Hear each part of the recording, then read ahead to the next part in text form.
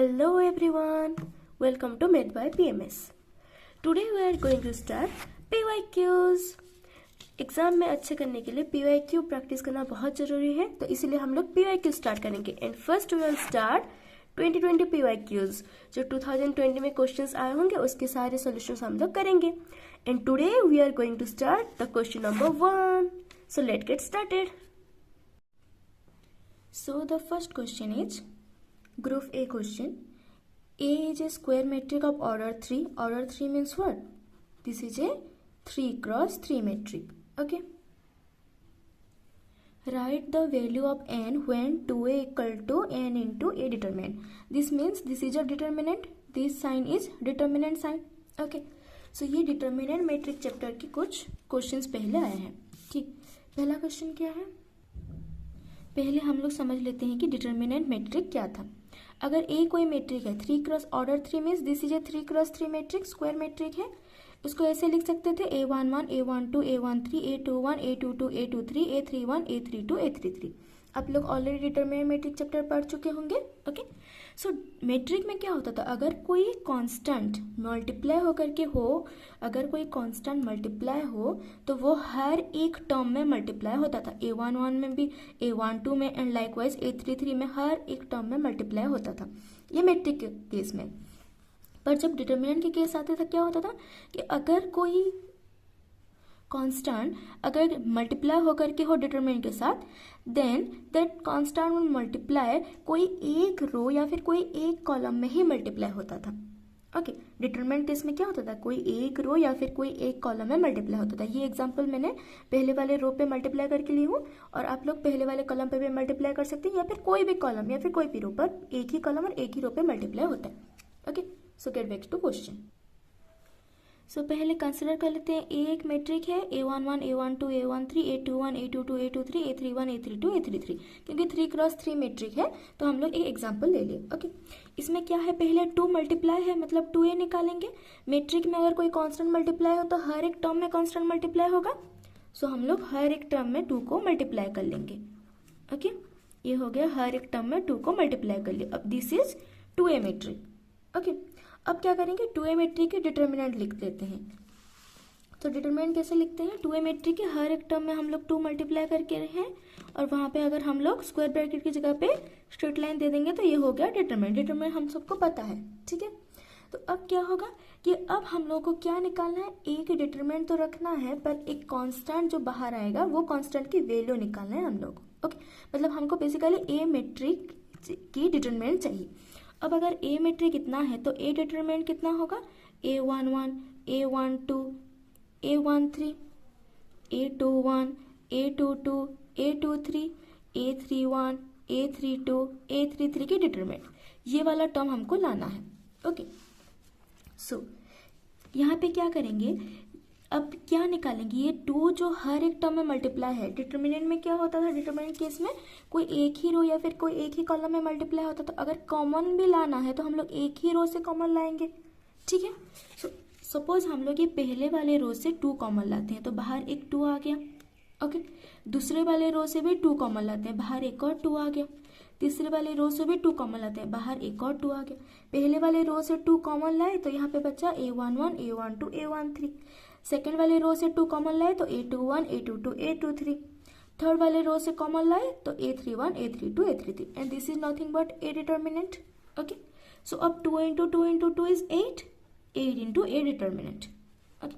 सो 2a determinant मिल गया हम लोगों को 8 into a डिटर्मिनेंट. तो n की वैल्यू क्या है, यहाँ पे n की वैल्यू है 8. Clear. So here n equal to 8.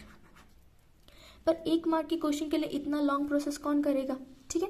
तो ये मैं बेसिकली समझा दी हूँ कि कैसे करना है, पर हम लोग डायरेक्ट एक मेथड को याद रख सकते हैं कि अगर कोई मैट्रिक है ए n क्रॉस n की, और अगर मैट्रिक में कोई कांस्टेंट मल्टीप्लाई होकर के है और उसके बाद हम लोग डिटर्मिनेंट निकालेंगे तो that will be k power n a determinant. n is the order.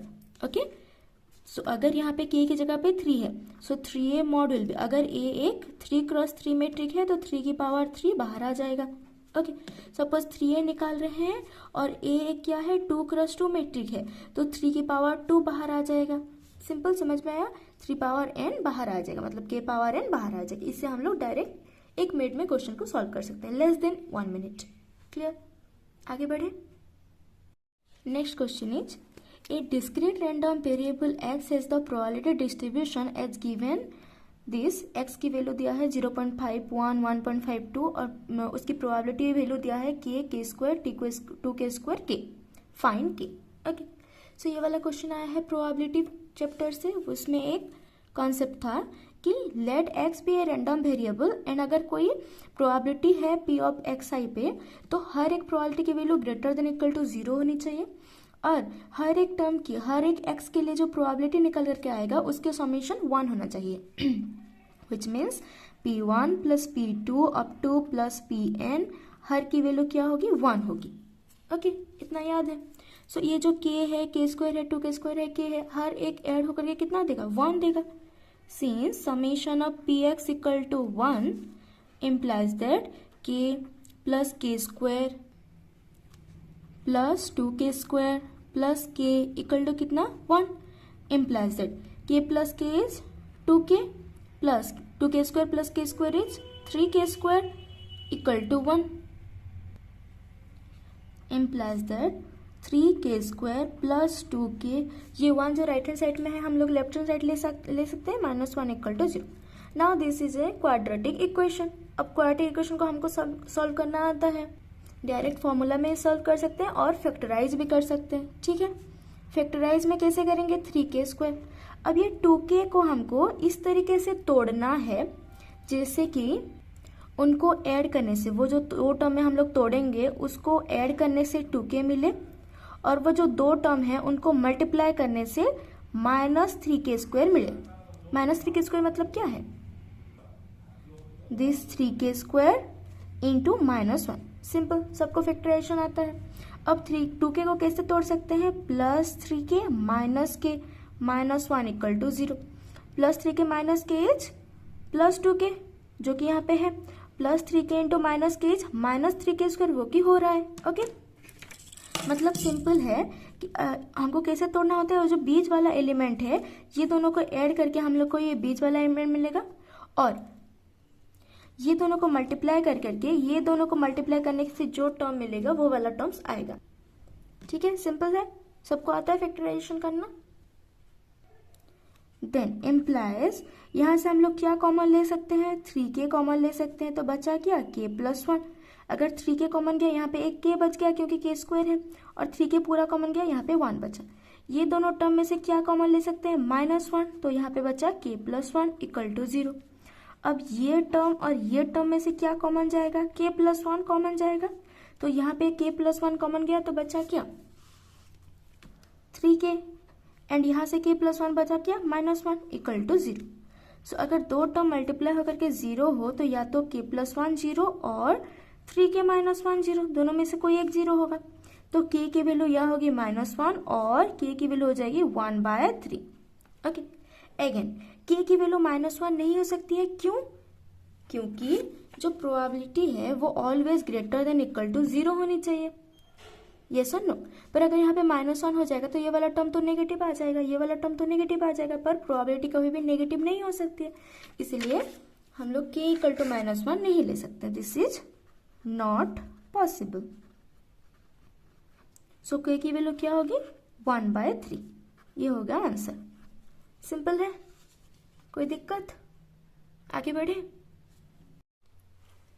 Next question is write the differential coefficient of tan inverse sin x plus cos x by cos x minus sin x with respect to x।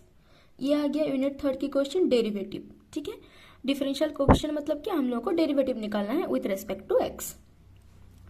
tan inverse x की formula हमको पता है, तो हम लोग direct भी इसको derivative निकाल सकते हैं, पर वो लेंदी हो जाएगा। ओके, 1 मार्क के क्वेश्चंस के लिए इतना लेंदी फॉर्म हमको यूज नहीं करना है। ठीक है, हमको स्मार्ट वर्क करना है, हम इसको थोड़ा सॉल्व कर लेंगे। ओके, इस टाइप की कोई भी क्वेश्चन हो, sin x plus cos x minus sin x, इस टाइप की क्वेश्चन अगर है तो हम लोग इसको क्या करेंगे? एक न्यूमिनेटर और डिनोमिनेटर में cos x डिवाइड कर लेंगे। Okay,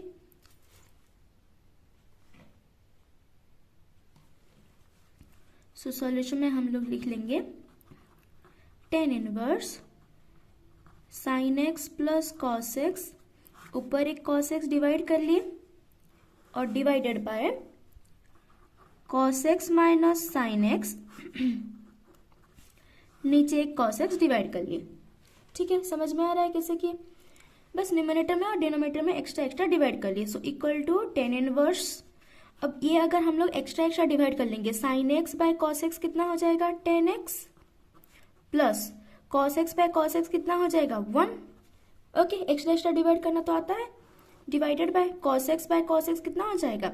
1 minus sine x by cos x कितना हो जाएगा? 10x।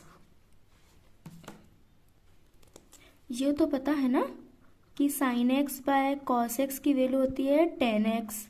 ठीक है, और ये एक्स्ट्रा एक्स्ट्रा डिवाइड कैसे किए? Sign x plus cos x by cos x है, तो इसको लिख सकते हैं sine x by cos x plus cos x by cos x, लिख सकते हैं ना। उस तरीके से हम लोग इसको सॉल्व किए हैं। ओके, ये थोड़ा बहुत आइडिया तो अभी तक आप लोग हो जाएगा, क्योंकि आप लोग अभी एग्जाम देने के लिए प्रिपेयर हो चुके हैं। Okay, so equal to tan inverse, this can be written as 1 plus tan x by 1 minus tan x। Okay, अब ये 1 की वैल्यू हम लोग को पता है कि tan पाई बाय 4 की वैल्यू कितना है? 1 है। Okay, so equal to tan inverse we can write tan pi by 4 plus tan x divided by 1 minus, सिर्फ 10x है। अगर सिर्फ 10x है, 1 इंटू 10x लिखने से भी कोई रॉन्ग तो होगा नहीं, क्योंकि 1 मल्टीप्लाई होकर के लिख सकते हैं। So this can be written as 10 pi by 4 into 10x। Simple है। Now this is what? 10a plus 10b by 1 minus 10a into 10b। So ये फॉर्मूला हमको पता है 10a plus b equal to 10a plus 10b by 1 minus 10a into 10b। Question अगर easily solve करना है तो formula थोड़ा बहुत मेमोराइज करना पड़ेगा। Okay, so now it can be written 10 pi by 4 plus x, sorry minus x. Okay, this is it 10a plus 10b by 1 minus 10a into 10b, that is 10a minus b, 10a plus b, sorry. Okay, 10 inverse 10 pi by 4 plus x equal to, again 10 inverse 10x is pi by 4 plus x. क्यों?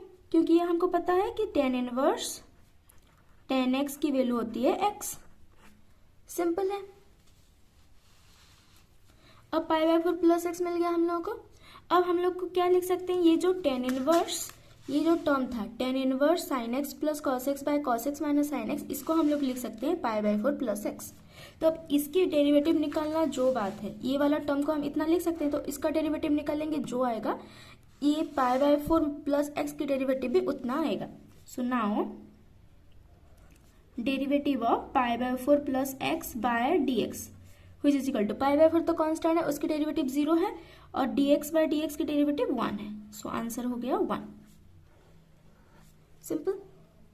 अभी समझा के कर रहे हैं इसलिए थोड़ा बहुत लेंदी लग रहा है, अब लोग स्किप भी कर सकते हैं। जैसे कि इतना पता है कि 1 plus 10x bye 1 minus 10x की जो फॉर्मूला है वो वाला 10 पाई बाय 4 प्लस एक्स होता है। ओके, सो आप लोग स्टेप चाहे तो स्किप कर सकते हैं, 1 मार्क की क्वेश्चन है। ओके, समझ में आया कैसे करना है? ठीक है। Next question is, if f of x equal to sine x plus 2 in the interval minus pi by 2 to pi by 2 open, what can you say about the greatest value of f of x? Okay, ठीक है, पहले हम लोग देख लेते हैं greatest value क्या होना चाहिए। Okay, f of x equal to sine x plus 2। अब साइन एक्स की रेंज क्या है? साइन एक्स की रेंज है -1 to 1 close interval. Okay, so greatest value sign x की क्या है? 1 है, इतना पता है। सो जब साइन एक्स की वैल्यू 1 होगी, साइन एक्स की ग्रेटेस्ट वैल्यू 1 है, सब साइन एक्स की वैल्यू 1 होगी, so 1 plus 2 equal to 3, this will be the greatest value of this function. जब साइन एक्स की वैल्यू ग्रेटेस्ट होगी तभी ये फंक्शन ग्रेटेस्ट वैल्यू देगा। अब साइन एक्स 1 कहाँ पे देता है? पाई बाय 2 पे।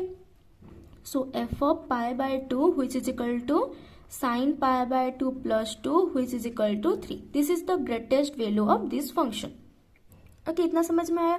पाई बाय 2 पे, क्योंकि साइन पाई बाय 2 की वैल्यू होती है 1। ओके, अब देखिए, पर ये जो पाई बाय 2 पे ग्रेटेस्ट वैल्यू दे रहा है इतना पता है, पर ये पाई बाय 2 क्या इस इंटरवल में है -π/2 to π/2 ओपन इंटरवल में? नहीं है। तो π/2 पे ग्रेटेस्ट वैल्यू दे रहा है, पर π/2 तो यहाँ पे है ही नहीं, तो फंक्शन ग्रेटेस्ट वैल्यू देगा? नहीं देगा। So there is no greatest value for this function, simple, समझ में आया? चलिए आगे बढ़े। Next question is if -half to half cos x ln 1 plus x by 1 minus x dx equal to k ln 2, then what is the value of k? Okay, this is the definite integration question. definite integral में एक property है जो कि -a to a f of x dx की value 0 है अगर f of x odd, and this is 2 into 0 to a f of x dx when f of x is even. Now even odd क्या है? जब कोई function f of -x equal to f of x हो जाता है, f of x even है, और जब f of -x equal to -f of x odd है.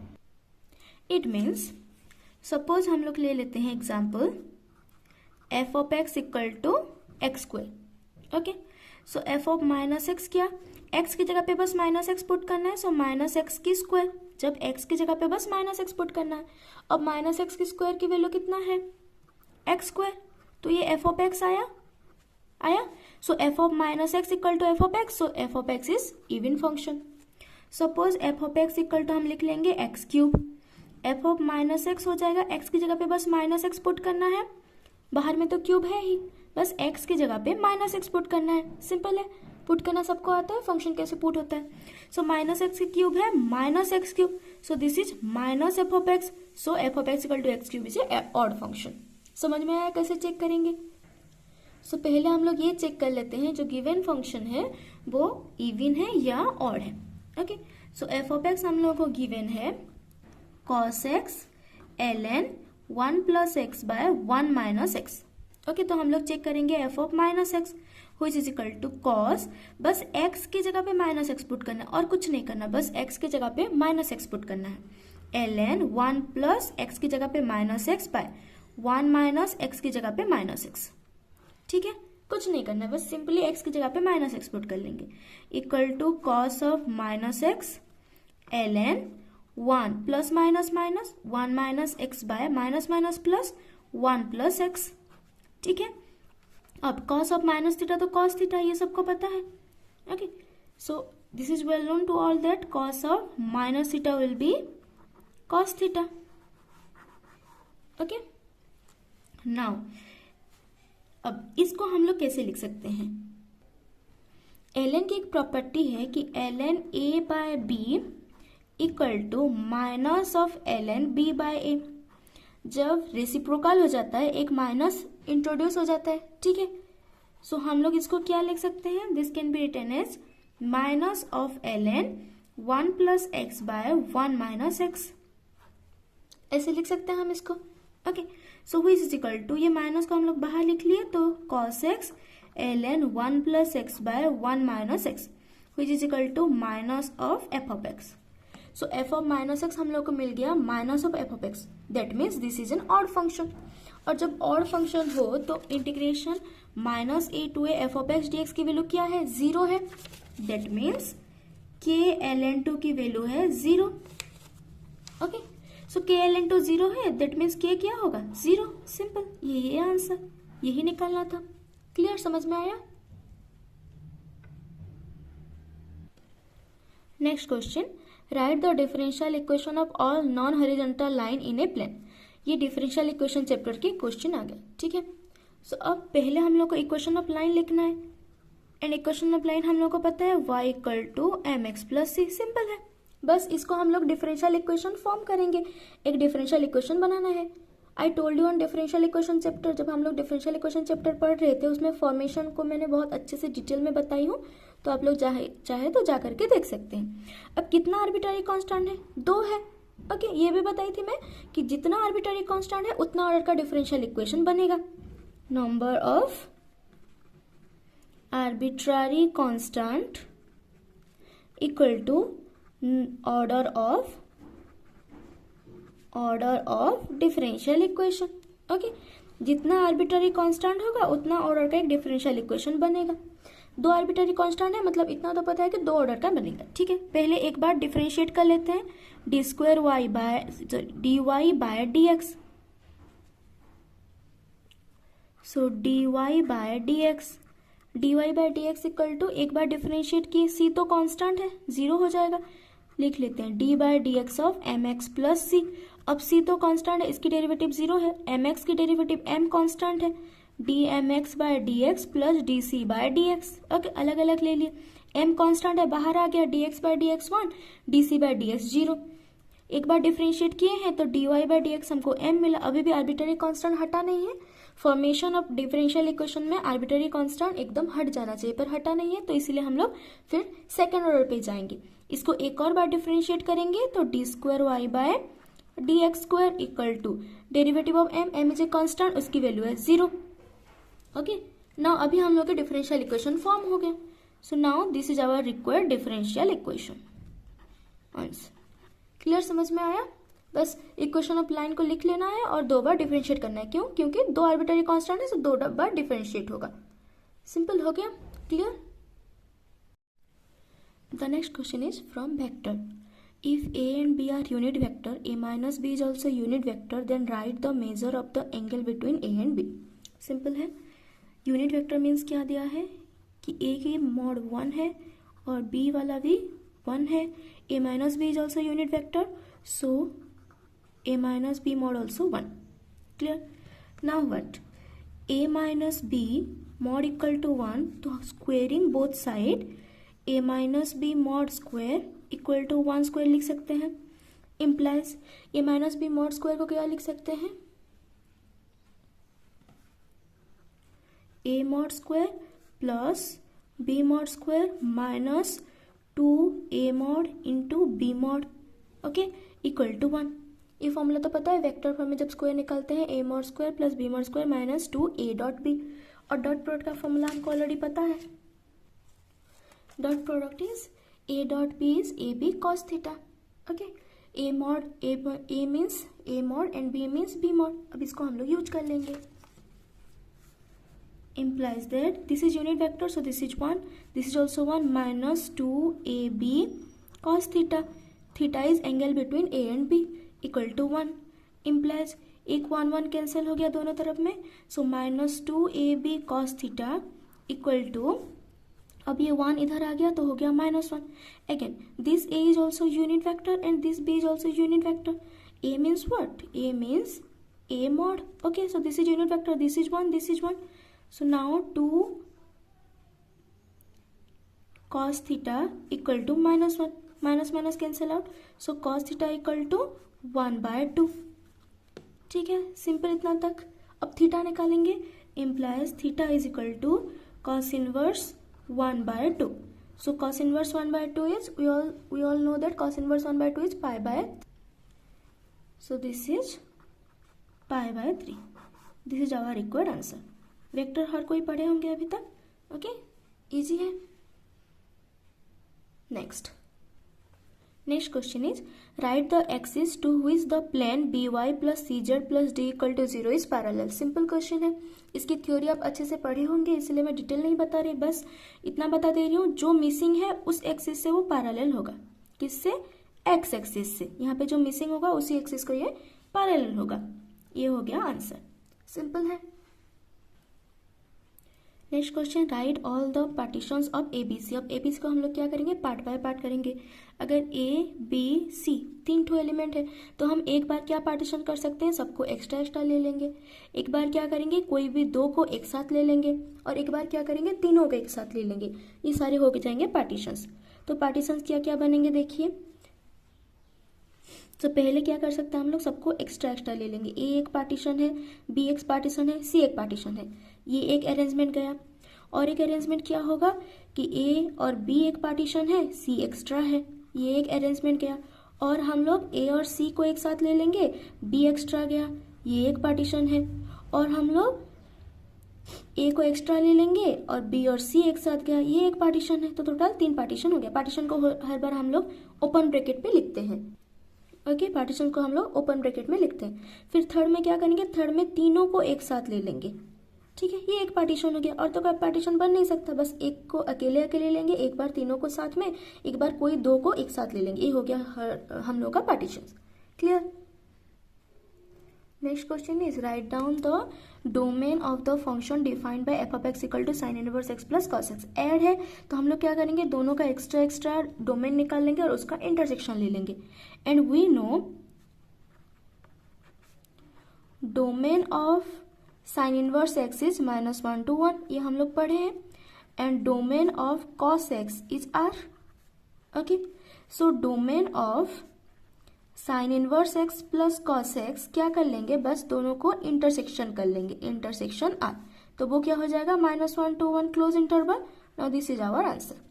सिंपल है, कोई दिक्कत? क्लियर इतना तक?